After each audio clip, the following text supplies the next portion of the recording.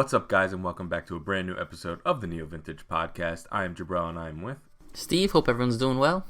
And for you guys who have never seen the show before, we're just two guys that like to talk over the biggest stories in gaming. And Steve, we always like to start with what we've been playing. So, Steve, let me know what you've been playing. So yeah, I've for some reason been torturing myself and playing all the Persona games at once. I don't know what's compulsed over me. I am playing the dancing of the 5th Persona game just to get the platinum. I'm like really close. And some reason I just kind of been on a Persona grind. I don't know if it's the soundtracks all came to Spotify, so that's been bumping in my car constantly. So I think I'm just kind of in the zone for it. I'm mainly playing 5. I've just kind of dabbled. I restarted 4 on PC, which is I just wanted to see how it ran on PC. I finally got it on PC because I do have the Vita version, but it's been a while. 3 I kind of just picked up where I left off, and 3 is the themes of 3 is just so fantastic, and I mean. These games get so many praise, and they deserve it because I love these games so much. Small fact, and I didn't know this until I replayed this. I don't know if this is common knowledge, but the game Catherine, the main protagonist, Vincent, Yeah. He's in Persona 3. Is he? You meet him in a bar, and I don't think he's named Vincent, but it's him, like brown jacket, pink shirt. I think he just goes by as like man drinking alone. That's nuts. But he's talking about how he's got this dilemma with 2 girls and his girlfriend might be pregnant and he's technically cheating on her, and I'm like, so I looked at the dates, and Catherine and apparently this is only in the Persona 3, the latest version, so the PSP version I think was the last re-release we got. But even then, it's still almost 4 or 5 years before Catherine was released, so it's that's I thought that was wild. I thought that was the craziest thing. I lost it, but. It's that was exciting. I thought that was kind of cool to just kind of run into him. He's drinking there. He's there a couple times. I don't know. I don't think it goes anywhere, but I never noticed. So that's fun. Yeah. Persona 4. I love those characters so much because of that. That was my first Persona game that you really pushed me into to getting, and obviously I fell in love with it. I love taking my time with those games, and just kind of being back in there, running around the town. All the familiar music and stuff like that after that first couple hours, which is a little long still. It's fantastic, but mostly I've been playing Persona 5 Royal, which I got when it released. Took a break because a million things came out. I think that's when we got like Doom and Animal Crossing and then Final Fantasy, and busy year 2020. So I got back into it, restarted like I said last week. Getting to the points where I can't remember what was in the original game, what was not.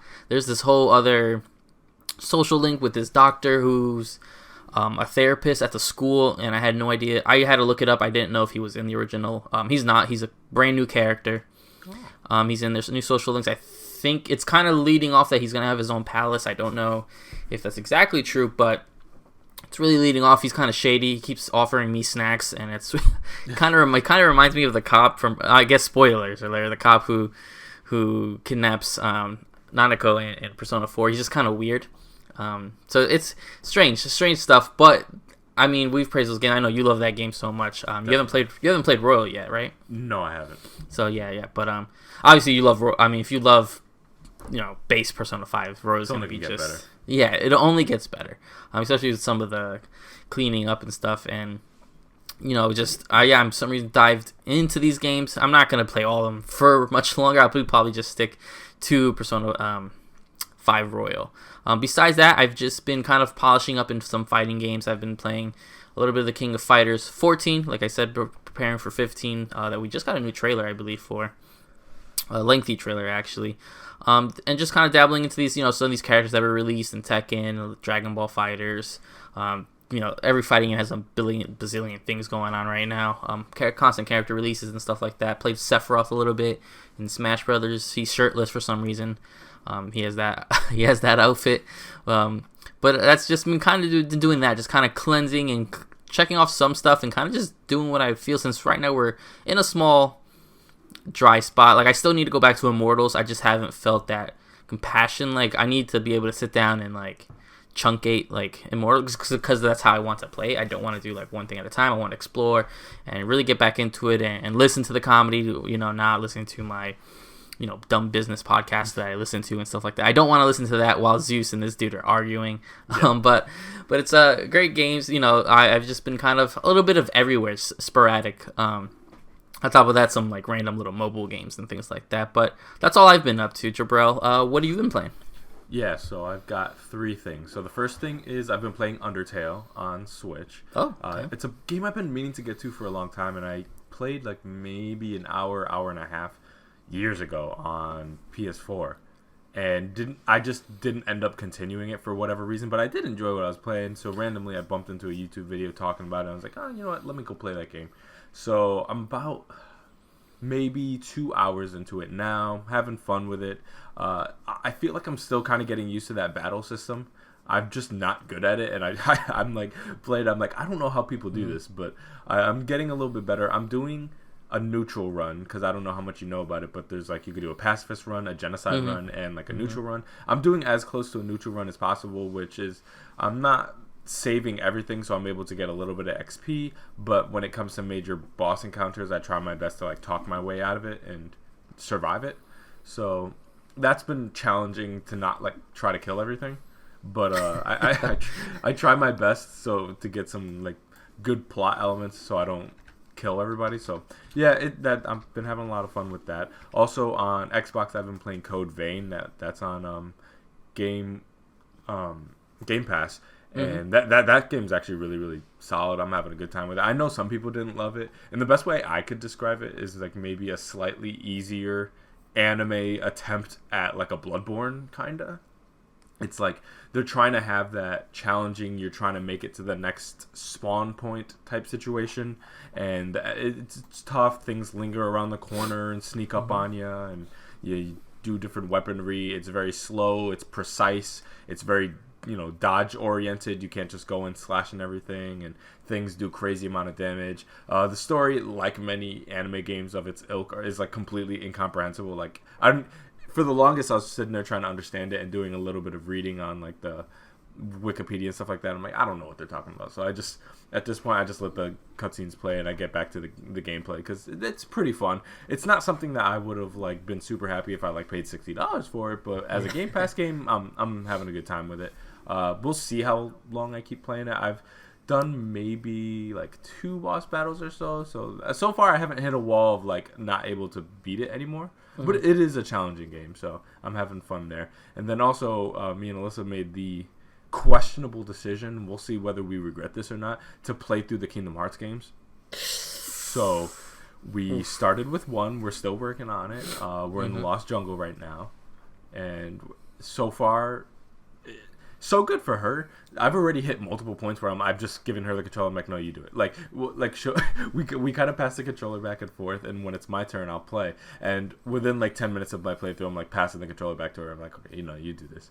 Like, like when when she got to like the Trick Master and Alice in Wonderland, I was like, absolutely not. We're not doing this. Like, it's one of those things where it's like the game is not good enough to justify me grinding anything. But so far, I just want to get to like the plot stuff. Like once Riku comes in the fold and we understand about like Ansem and Xehanort and stuff like that, that's when I'll kick in more and probably be playing more. But for now, I don't care about Tarzan. Like, but yeah, this just reminds me how much more I like Kingdom Hearts 2 than 1. Like, it's not even close. Where like Kingdom Hearts 1, I don't even really like that much, and that's probably why I haven't like I've only replayed it like twice in my life. So it's not really my thing, but. I mean, hey, we'll see how far we make it. I'm still holding on that I'm going to get through the Assassin's Creed games, and I'm still holding on that we might be able to get through the Kingdom Hearts games. So we'll see in the subsequent weeks what kind of sticks around. But that's kept me busy all this week. Yeah, I bet. Yeah, it's that weird adjustment period where like not many stories are breaking. No games have come out. A lot of games that I would probably be looking forward to around this time got pushed off. So it's probably going to be a bit before we start getting like the big boys, the big games, but hopefully something small comes soon that can keep me busy. Yeah, and that's what I've been kind of doing, just kind of looking at my backlog, see what I want to play, because I still have Yakuza to complete. That game's just also so large.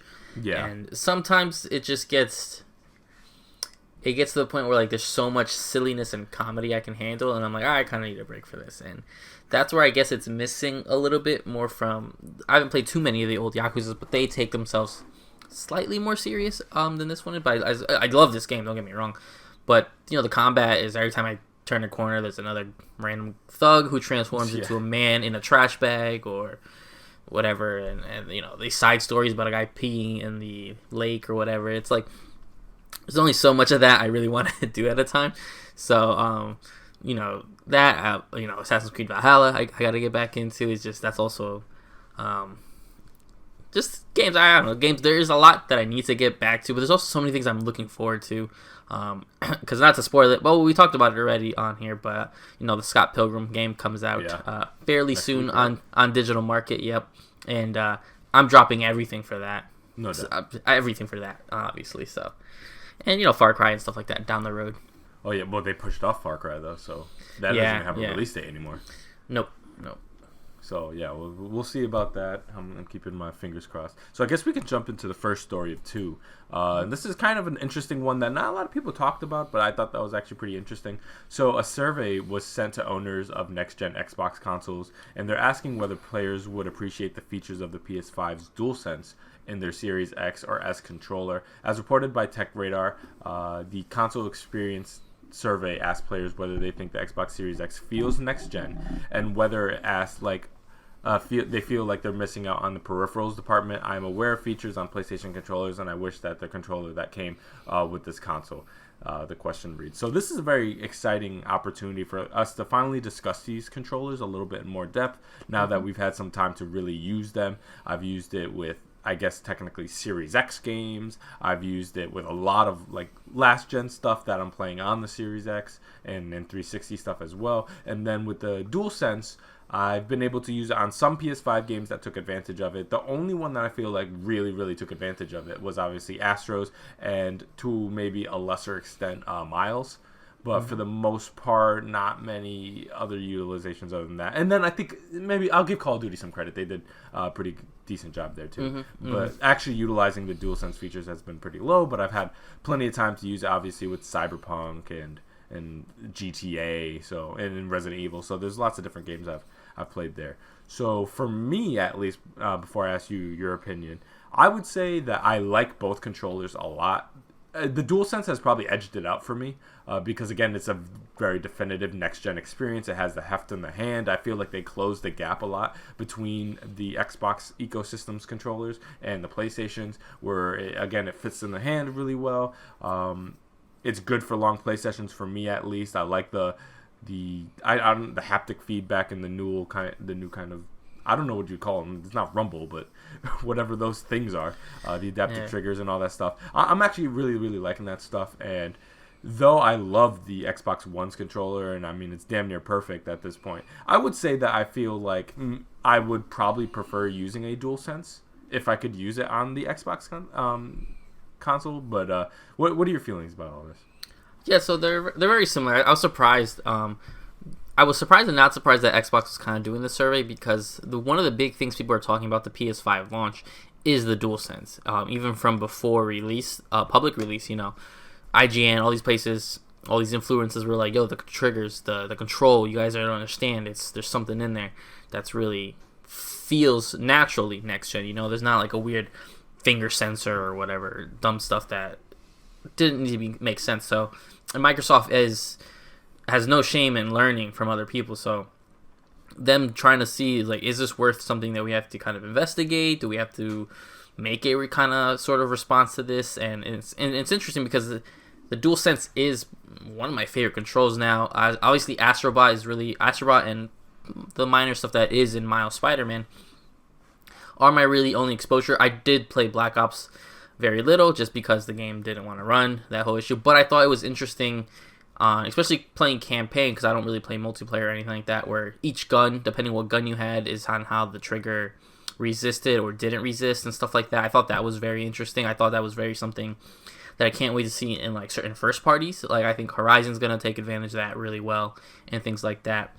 And I do find myself slightly missing that when I switch over to Series X, especially Actually, the only Cyberpunk and Valhalla are really the only ones I super missed that on. Valhalla, when you're doing any of the bow stuff or the tensioning or throwing and like some of the battles, I felt like my hands just missed that sort of somewhat impact or like that grinding noise and stuff like that. Especially like even if you go to the Miles Morales like screen, like home screen, the subway feel in your hands, like when screech, like that kind of that stuff. When I'm like, why can't that be in my Xbox control when I'm like slamming down on someone's shield to an extent, a different pattern obviously. And so it's like I do wish that, and I'm like, damn, I do kind of miss having that kind of there. Cyberpunk, obviously, the triggers, shooting and all the sneaking and stuff like that. Some of that stuff I felt like would have been amplified with some of that aspect.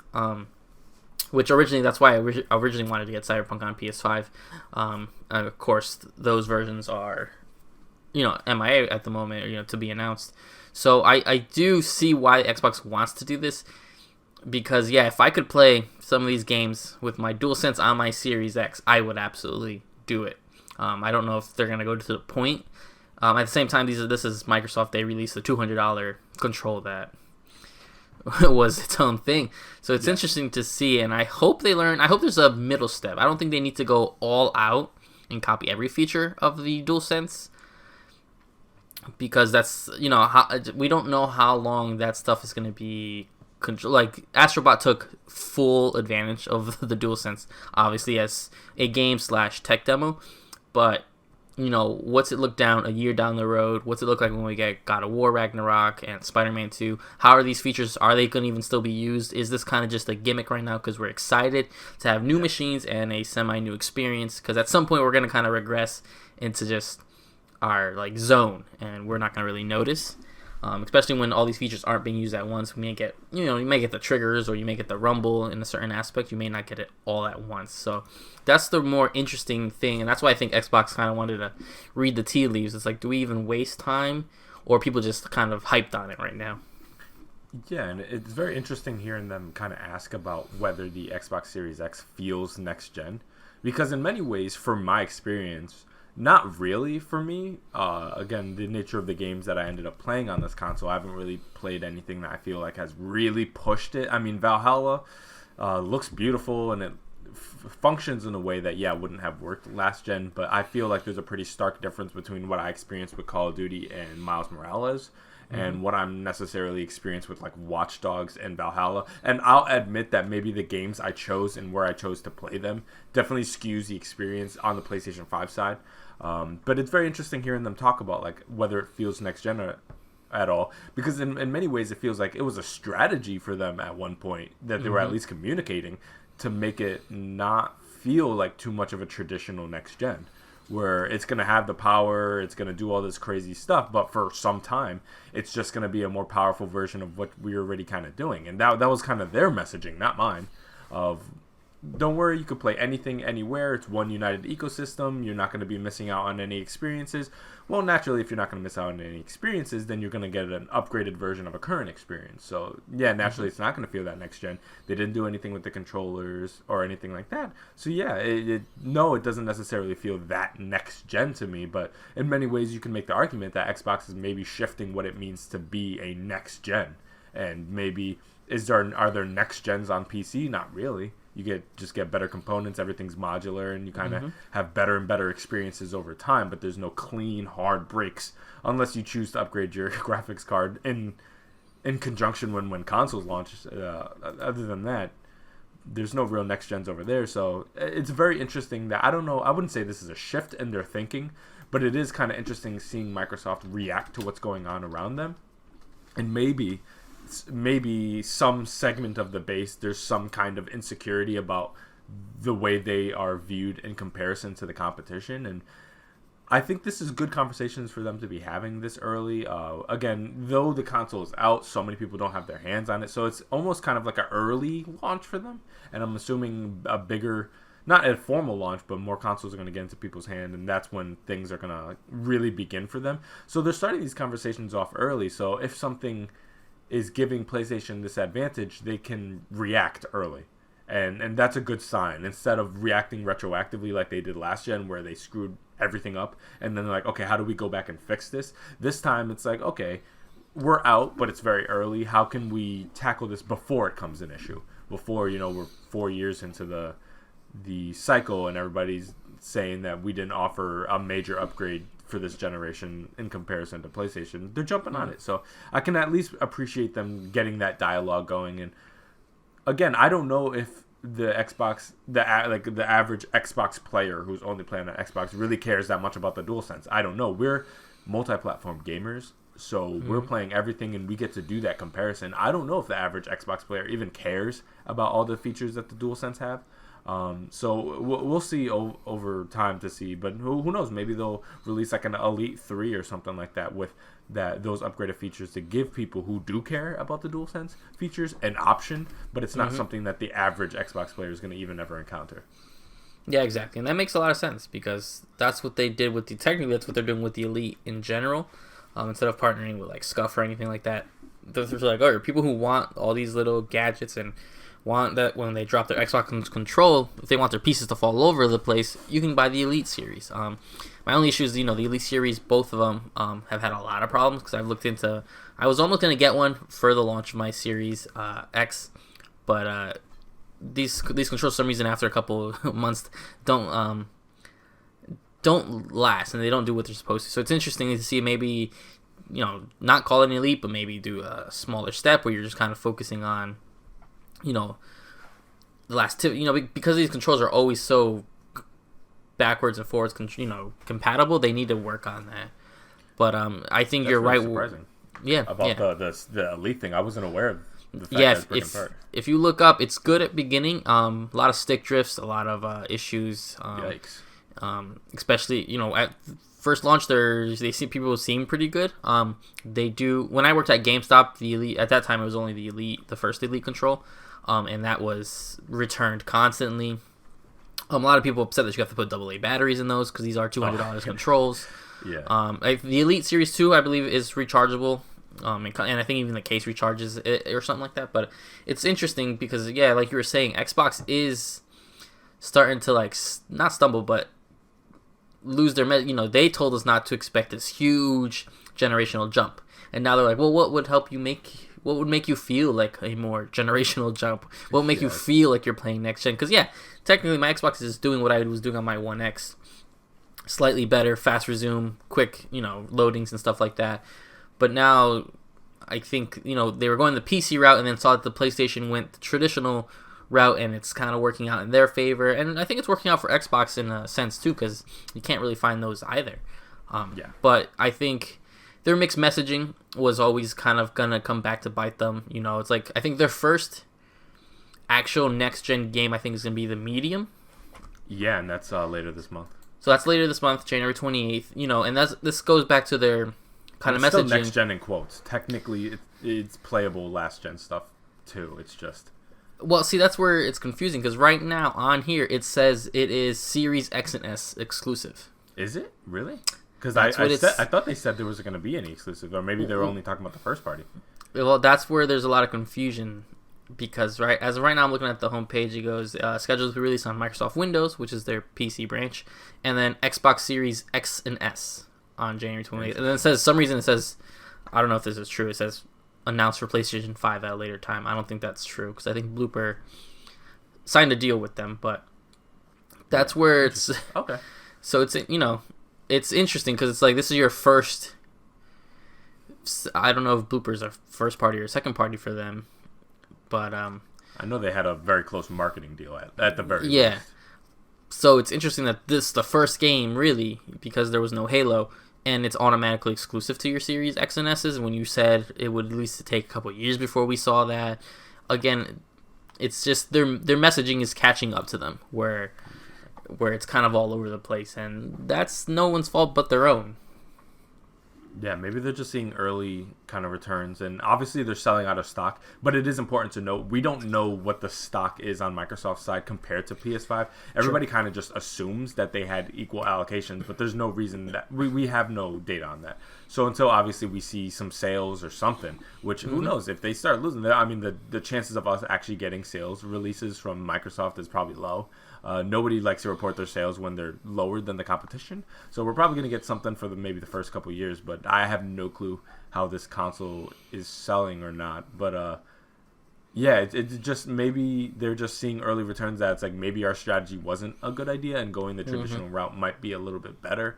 But in their defense, I'll say that Phil Spencer has done a great job at being very forward thinking and seeing where trends are going.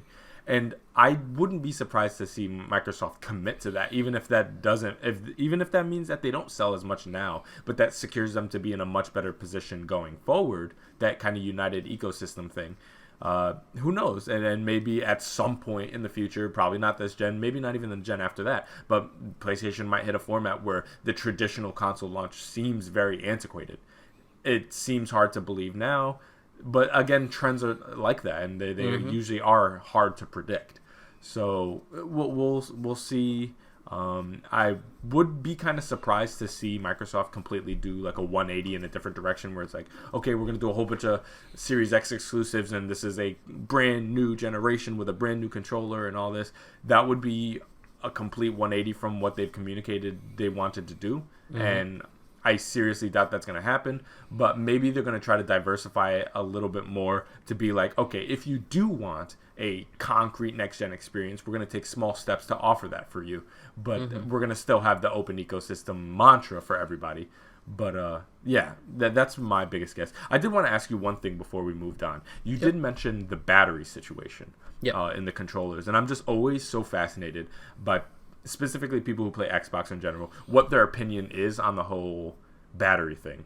I grew up on PlayStation, so when I jumped into the Xbox ecosystem, it was a little jarring for me, the using battery thing. And the argument, and it seems like that's not necessarily an unpopular thing in the Xbox ecosystem themselves, because if you do the math, in many ways, the batteries or the rechargeable things are just going to last much longer than traditionally Sony's controllers last. With their charges. For me, I don't do incredibly long PlayStation or play sessions, and I always have those charging docks. So I just pop the controller on there, let it charge. It is what it is. I have charging batteries in my Xbox controllers right now, the same ones I used for last gen, and I just pop them into these and put them on a charging dock, and they're good to go. What is your opinion on it? Do you prefer like the way Sony's approaches, or do you like the added battery thing? Yeah, I prefer more the Sony option, just having it because of the same aspect. I mean, charging docks usually aren't that expensive. I don't. I mean, you know, there's always third-party ones that are pretty cheap. You can get one for $15, $20, and yeah, that's one I have right now. So you know, for PlayStation 5, I got their official one, which I was glad they released it because that was only like $30, and it holds 2 controls, so that's nice to have. On Xbox right now, I usually, because when you buy a controller, it does come with 2 Duracells. I will always use those up. But then I usually do pop in the rechargeable pack that I did get. I like to get the official Xbox rechargeable ones just because I don't like replacing the back plate. So I like to have the original back plate. Sometimes you have to put a special back plate or whatever it is and stuff like that. I'm kind of used to it now. It made more sense in the 360 time and stuff like that when they were just like, oh, listen, it comes with batteries, and PS3's control was garbage anyway. Yeah. And lasted, a few hours. I've never been to the point, though, and I usually always have 2 controls. I don't know if it's just the kind of preset gamer mind in me where I'm like, well, I need one control charged just in case this one dies or whatever. Like right now, I have I have a DualSense right here next to me on my desk for, I don't know why that's even there, but I have another one on the charging station. On Xbox, it is annoying sometimes because I have to swap the battery pack and things like that, especially if I some reason want to play with one specific color control. It's kind of, I'm kind of numb to it. I do wish the Xbox controls just came with its own rechargeable pack inside, like, built-in battery pack. I'm surprised that's not something because they always talk about, oh, we do that because we want to give the players choice. Exactly. Or whatever. Release 2 SKUs of the control. I don't know. You guys have no problem releasing a $200 control. Release one that's $10 cheaper that you have to put Duracells in or whatever, and here's one that's $10 more or $15 more that's just rechargeable. Yeah, just pop the rechargeable batteries in there, and I feel like this conversation goes away. Yeah, just give me the option, or or whatever. I just don't get why it's so difficult. Because I know people get on PlayStation for their like battery life and stuff like that. I don't think I've ever taken control off from charging, like full charge, and killed it in one shot. Like you have to really go for it, like 6-7 hours maybe. Yeah, I played the PS5 almost like pretty close to all day because I did a playthrough and then Alyssa hopped on and played like maybe another 6 hours or something like that. So literally the PlayStation was running from morning to nighttime, and we used I think the same DualSense, and it went down to 1 bar and it was about to die, but it made it all day. So and then maybe we swapped it out towards the end. So I was able to get at least 8 to 10 hours out of that thing. So that battery narrative from this, like the Sony batteries or the Sony controllers don't last thing, it seems kind of like a remnant of an older era. Yeah. And the idea of like, well, I can sit with this controller on with one set of batteries and use it for, a week or two, maybe 3 weeks, without having to charge it at all. And it's like, well, that sounds awesome, but like with charging docks, this is kind of like a non-starter. Like you just pop it on and then now you have a full charge for the morning again. So it's not like I'm sitting there having to plug something in and doing something crazy for my PlayStation controller to make that charge happen every day. Again, you put your Xbox controller down on the table. I put my thing right there on the dock. It's the same process. Mine's charging. Yours is sitting there. And yeah, it seems kind of like an older narrative that Microsoft could easily jump on and fix if they really wanted to. But I don't. Maybe the demand is just really not there. Yeah, I think it's just people are accepting, like, don't worry about putting haptic feedbacks in your control. Put rechargeable batteries for us first, because that is ridiculous. I thought it was very ridiculous for the Elite Series 1. When I was at GameStop and someone returned it almost immediately because they're like, oh, it takes batteries. Like, this is a $200 control. I can get one from Scuff for less, with a rechargeable pack in there and stuff like that. So they do have to kind of look at the market. So I don't know if they're just like, well, let them go buy from Scuff. I don't know. And who knows? Maybe a lot of Xbox players have like what you'd call like Apple disease, which is they tell you don't want something so long that you actually start to believe it, even though the rest of the ecosystem has it. You know what I mean? Like, that's very true.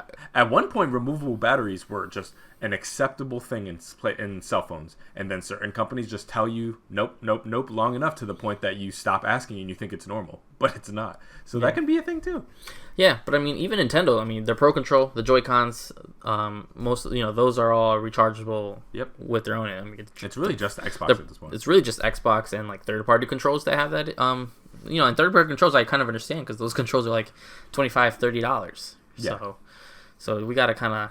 I think Xbox will eventually do it. I don't know how long it'll take them to, but I can also see a world where they just don't do it.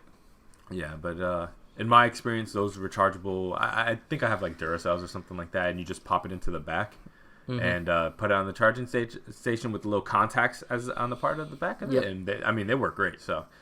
And they're the same ones I used from last gen. The only problem is the controller's shaped different, so the back, that custom Duracell back that they give you, doesn't fit on the Series X controller. So I do have to swap out the batteries to the last gen controllers to charge them sometimes, but I don't have to charge them that often because the charge lasts so long. So yeah, I see mine. There's ways around it.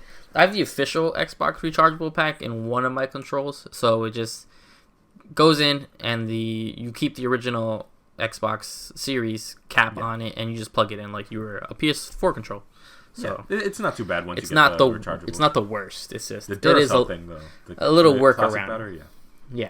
I'm not doing that. That's crazy. Yeah, that is wild. But what's not so wild is I was so excited for this story. The next story are the story. Scott Pilgrim is getting a limited run games physical release. Thank everyone who needed to make this happen. So limited run games are releasing 3 versions of Scott Pilgrim vs. the World, the game complete edition, and pre-orders for the Switch and PS4 versions will go off on January 15th. So we're like 5 days away from recording. You will be able to pre-order a physical copy of the game, the Classic Edition, or the KO Edition. The Classic Edition features a deluxe clamshell, retro box, CD soundtrack, folded overworld map, and a sticker sheet. The KO edition obviously brings everything the classic edition brings, alongside a hard shell roadie case box with a pop-up scene feature working music and lights. And I actually have the pictures up here, and it's kind of cute. It's like a little, it's them on stage.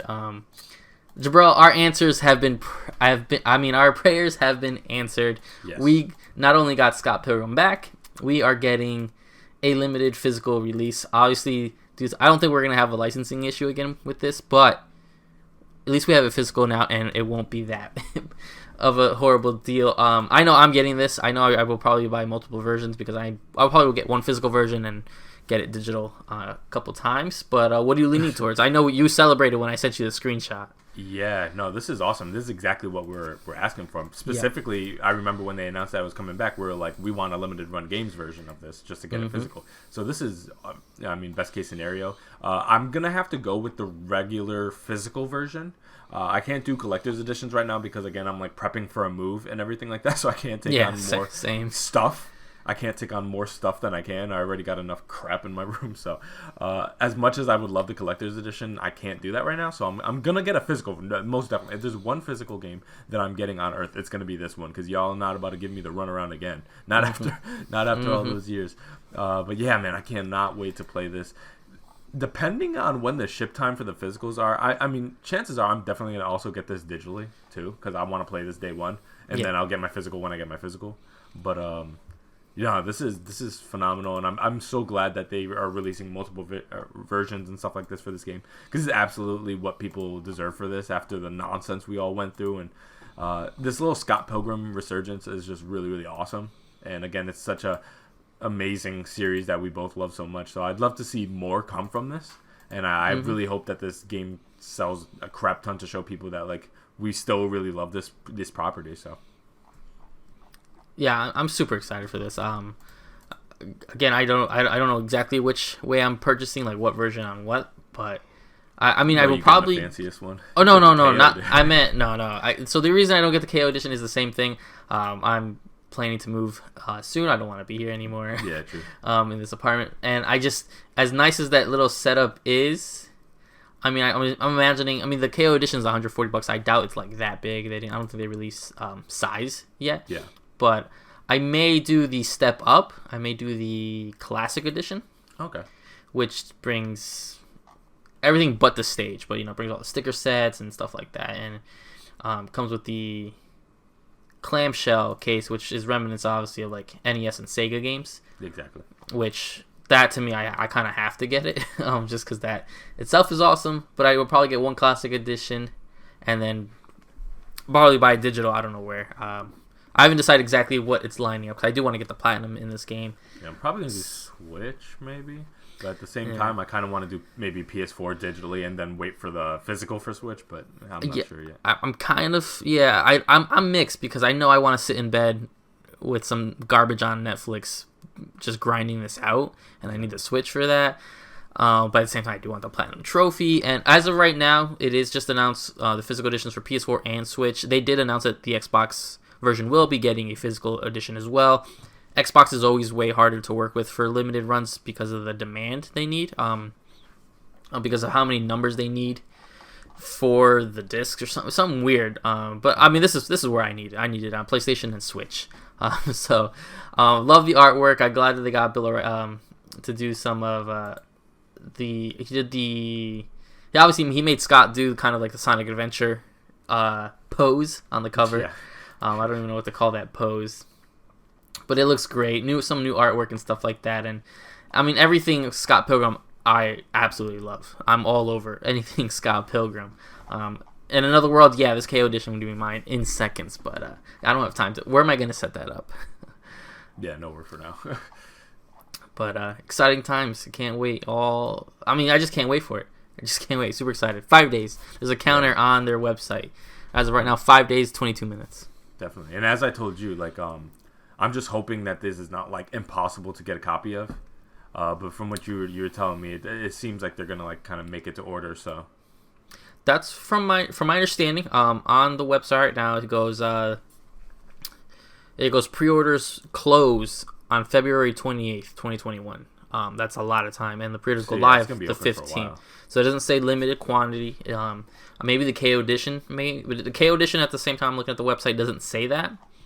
But none of they all say this item has not gone on sale yet. It is available Friday, January 15th. Pre-orders close on Sunday, February 28th. So we probably won't actually get these physical editions till like summer. Oh, okay. Well, it is possible for them to make it to order though, because I don't know if you remember when like Twin Breaker got announced. Yep. And originally that was gonna be limited, but then they're like, no, you could order as many, and they'll make as many as you order. So that and that was on Vita. So if these are not like super hard so consoles to make stuff for, so.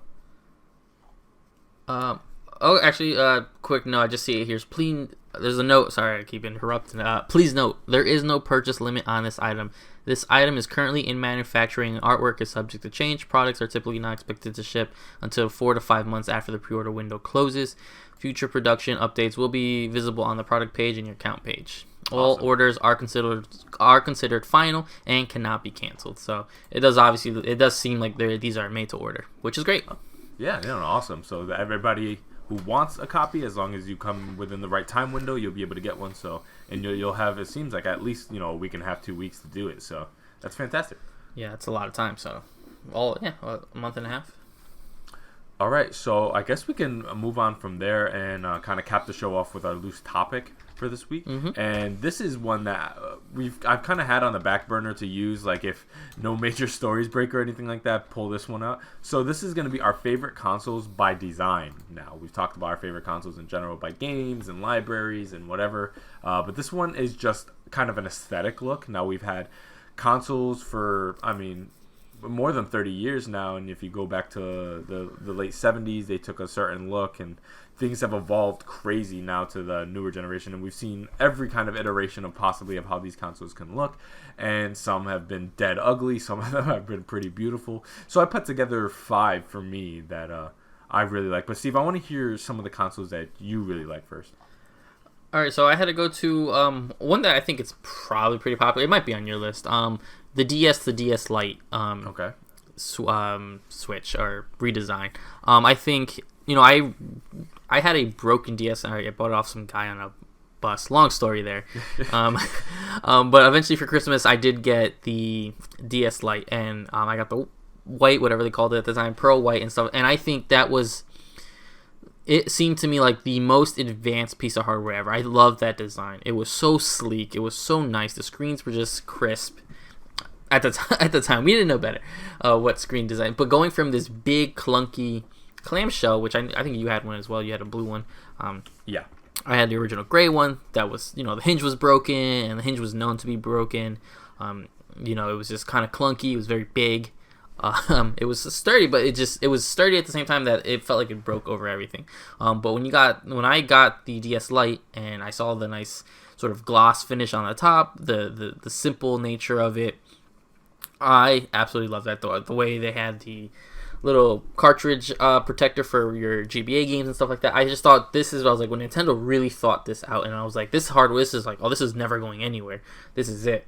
And obviously we got other redesigns. I don't count the 3DS, that's a successor. But I thought the DS Lite was, and I still think, one of the most prettiest, I guess, handheld devices. Like when you saw the commercials for it, whether it was, I don't know, Rihanna or whoever used to do these commercials, it was just great to see that device. It looked very sleek, and looked like something that anybody could have, which is why immediately when you were like console redesigns, I was like, oh, the DS Lite. And I think it's famous for that sort of redesign on how just sleek it was. So I love that one. The other one I had, and the less popular one actually, was the PSP Go. Now, interesting. I'm gonna keep the way it went full digital on everyone. I don't want to get into, because everybody had UMDs and stuff like that. But I think it's very much the similar.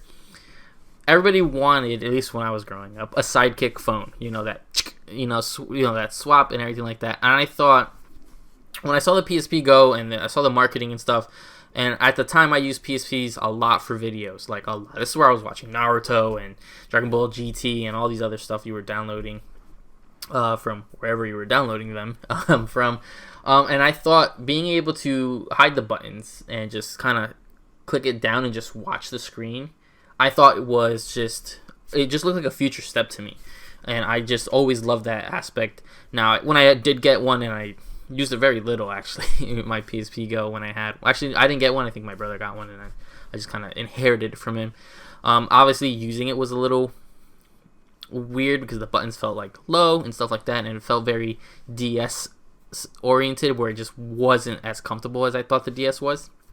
But I think the swiftness and the sleekness of just being able to like kind of close off a whole section of it, all the buttons, all that stuff, not have to worry about anything, and just kind of watch what you were doing on there, or looked at artwork, whatever you felt like you were doing, it just felt fantastic, to the point where I used to think that I had a touchscreen, and it would make me think of swiping and stuff like that, because touchscreens started really appearing then. So those are some of my favorite two redesigns, and they're both handhelds, honestly. But I think it's easier to redesign handhelds.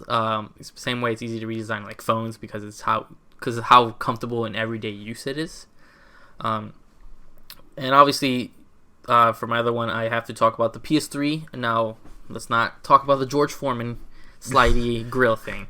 I'm talking about from fat PS3 to the slim PS3. Slim PS3, that middle architect, was amazing to me. Now, that was my first PS3. That's the one I went and got at, I think it was BJ's or Sam's Club, because I couldn't find one at a time.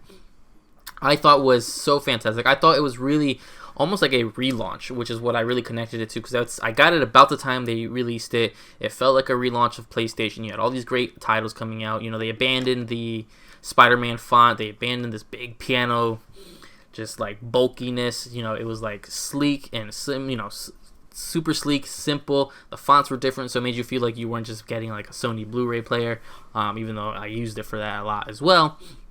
It just helped really feel like you were moving forward in a generation. So at this time, I was going from home console, I was going from a slim PS2 to that PS3, which to me was... I remember myself in high school. I lost my mind when I finally got that home, just because of how amazing it felt to actually have it there. So those were the three that really stood out. We could go on and on about this, but those three really stood out to me as some of my favorite redesigns and favorite physical aesthetic designs for consoles. So I'm interested to hear some of yours. Yeah, I just want to say the PSP Go is like an incredible handheld that like super got lost to time. And it looks like such a past idea of what the future is going to be. And I still want one so bad to this day. They just shot up in price. So like that and the Game Boy Micro are like something I want so bad. But no, yeah, I completely forgot about the Go. And you just reminded me. I'm like, oh, I need to get on that. That thing is incredible. Yeah. So my first one is the Dreamcast.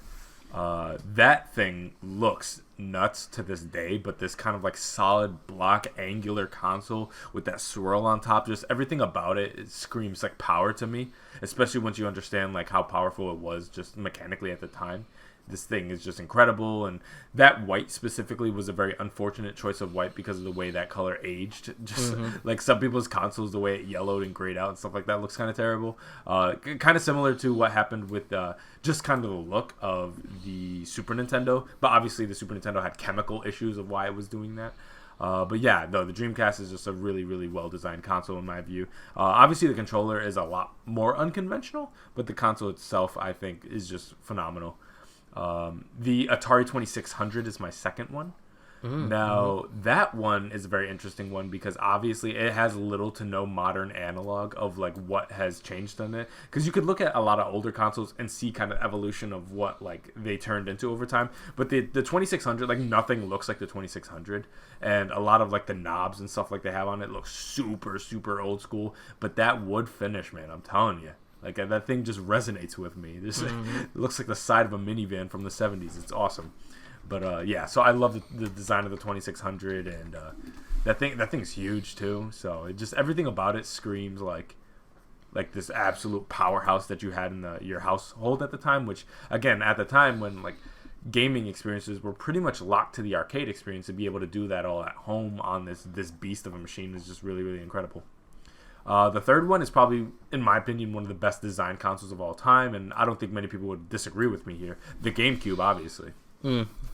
Just how solid it is, how perfect of a cube with the handle on the back and the four the way the kind of 4 controller ports are right above the memory card ports and stuff like that, and you could just snap things on the bottom for like the Game Boy expansion. Just everything about it is just so perfect and so compact. And I mean, you hear about those things breaking? No, they're solid, man. And so I love the GameCube. It's still one of my favorite consoles of all time, and I'm just looking at mine right now. I'm just like, it's beautiful. I love it. The fourth one is one people don't talk about much, but I think it deserves some credit, which is the PS2 redesign, the mini, the slim, or whatever you call it. That thing is like insanely small, and like the fact that you're able to play like DMC and God of War on something that's like less than an inch thick is insane to me. And we need to give it its credit. Nobody talks about how small that PS2 was, which, especially considering how big the regular PS2 is. The fact that they were able to take all that tech and just make it smaller than that. I don't think any console has since gotten that close. I think the closest you can get is like the Wii, because the Wii is pretty small too. But for the most part, in terms of that level of thinness, I don't think any console has been even able to touch them. So shout out to PlayStation with the PS2 Mini. And then the last one is one that you mentioned, but the Game Boy Advance SP. Perfect. Perfectly designed handheld. Obviously, once you get that AGS 101 we got, I mean, forget about it. It's still a handheld that when I go to play anything pre-DS, I go to that console. I do have the original. I mean, I have everything before that point, obviously. But that's like my go-to thing. That screen is just perfect. That tactile feel feels good in the hands. The flat button compact console feel over time, as my hands have gotten bigger, I've gotten bigger, is like marginally less comfortable than it was as a kid. But no, it's still like an incredibly designed handheld that I think has yet to be one-upped personally. I do like the DS Lite is like very close second for me in terms of console designs, and then obviously the PSP and the Vita are like really, really well designed too. But the SP, just the way you could just pop it into your controller and it's just a square. It's just a square in your console, in your pocket. It's just incredible. So those are my choices. They're very 2000s dominated, admittedly, but I got the 2600 in there, a little diversified a little bit. Yeah, diversified. Actually, that you brought up the PS2 Slim, and I thought about that too, and I actually have mine right here behind me, so I got it right here in my hands. It is wild to think that fat giant VCR was able to be compacted into this without any features being lost. None. Yeah, I don't know how they did that. Which is incredible. Which is the only time I ever think of a console getting like this tiny again is the re-release of the Wii. There was that super mini Wii. Oh yeah, I forgot about that. The Wii Mini, the red and black one. Yeah, it didn't have like online capabilities or something like that. Yeah, but nothing. That that was the last time you saw something so similar to this. But I loved this PS2 so much. That's why I still have. I still, my PS3 plays PS2 games, but I sometimes will still hook this up. Just I don't know, for the experience. Just how classic it was to do this, to pop in a memory card and everything. That's why I still have it out. Of all my systems, for some reason this one's out. I just have it here next to all my PS2 games, and you gotta give the props to it because it just is a fantastic system, and it's such a beautiful. I mean, it brings me back to the point where it's like, especially now that we're a little older, we'd like to have our little media section look nice and like clean and simple, which is why when the PS5 came out, it was wild because I have this giant white wave sitting in my under my TV, where like the Xbox is very sleek, simple, black, and then it brings me back to the times when people brought home Wiis and you had to stand it up and super bright white. What a crazy time! We've seen a lot of console designs, and it is wild. When we finish recording, I'm gonna go take my PS2 Slim and I'm gonna put it on top of my PS5 and I'm gonna send you a picture of it because I'm curious now to see how different in size they are. The biggest versus the smallest PlayStation. I'm gonna do it too cause it's ridiculous. Like I still look at the PS5 and I'm like, what the hell is that? Yeah, it's so big. My younger brother came over. He never visits me. Some reason he came over one day, and he's like, "Oh, this is the first time I've seen the PS5 in person." I was like, "What do you think?" Really? Yeah, a lot of people. And he's like, "Yo, it's huge." Yeah. He goes, "I've seen it big." I'm like, "That PS5 is ridiculously big." It's nuts. It's just like the longer I look at it, I'm like, I cannot believe that's PlayStation's offering. Again, not in a bad way. Not that I dislike it. It's just so surprising. Ridiculously large that I would have never guessed, especially during like the PS3 generation, that things were gonna get bigger.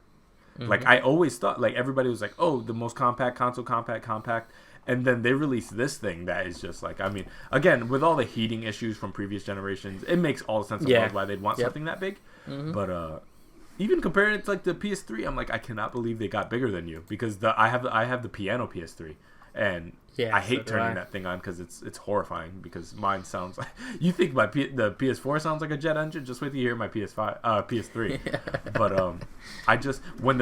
when I first saw the launch PS3 and we were playing like MotorStorm or something like that on the TV, I was looking at it and I was like, there's no way they could ever get bigger than this. I'm like, this thing is massive. And then just to fast forward, 14 years or something like that for them to launch this thing, and it's like, holy crap. I mean, they dwarfed Xbox this time, which after the VCR, I would have never thought would have happened. Yep.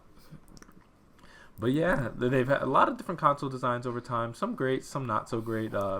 PlayStation has had their foray. The launch Xbox, I was like, debating back and forth, because I think it's simultaneously some of the best and worst design I've ever seen in a console. In the original Xbox? The original Xbox, that's literally like has an X on it. Like it's like simultaneously, like I'm looking at it, I'm like, it's so trash, yet it's so beautiful at the same time, and I don't know what to do with that. It's definitely it's a relic of its time, for sure. That's even almost hard to say. Like, what of that time? Like, almost back then, it didn't make any sense. If that's true, because that's going against PS2, which was a black rectangle, and the GameCube, which was a sleek little cube. Then you had just Xbox. My friend had it. I went to my friend's house, and I had the GameCube, and my stepfather had the PS2. So we had all the consoles except for the Xbox in my house, and I went to my friend Eric's house, and he had the Xbox, and I knew very little about this console at all at that point. Like, I had heard about it, like, tangentially, like, there's a new company making a new console, but I didn't pay that much attention. And I see this thing, and I'm like, what the hell is that? And he's like, we could play this game called Halo on it. I'm like, I don't want to touch that thing. I don't know what that is. Yeah, that was my reaction to the PS5. I'm like, I don't know what that is. But, yeah, no, we've seen the highs and the lows, and hey, you could talk a lot of crap about Xbox and stuff like that, but they gave us the Xbox 360 Elite, which is, I think, still a gorgeous console that didn't get enough love because of when it launched. It's one of those late console generation, or even the weird overlap generation thing, because I think the Elite came out after the One. I might be wrong on that, but I know they were pretty close, because I know one version of the 360 launched after the One did. I know it did, like in 2013. Oh yeah, there was one more version after the Elite. Is the E? One of those. It's the black one, but that thing is gorgeous. They really fixed that console up towards the end of the generation. Yeah.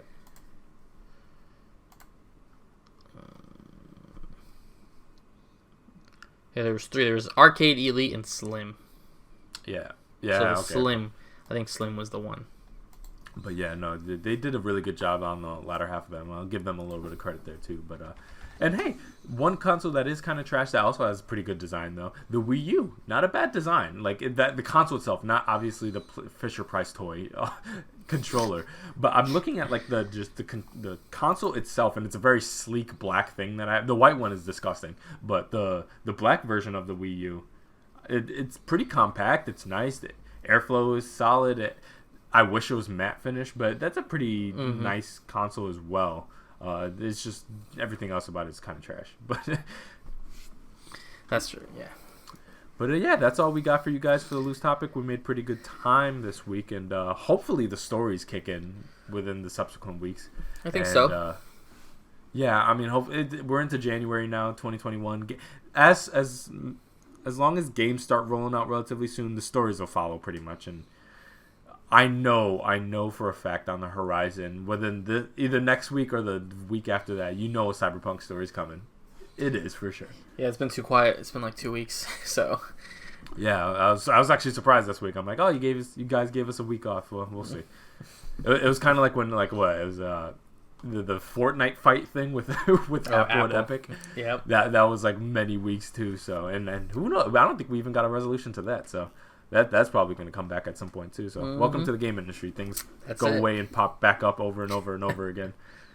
as we get drip fed new information. So that was the NeoVintage podcast, guys. I'm Jabrel, and I am with Steve. Hope you guys enjoyed. And we'll see you guys next week.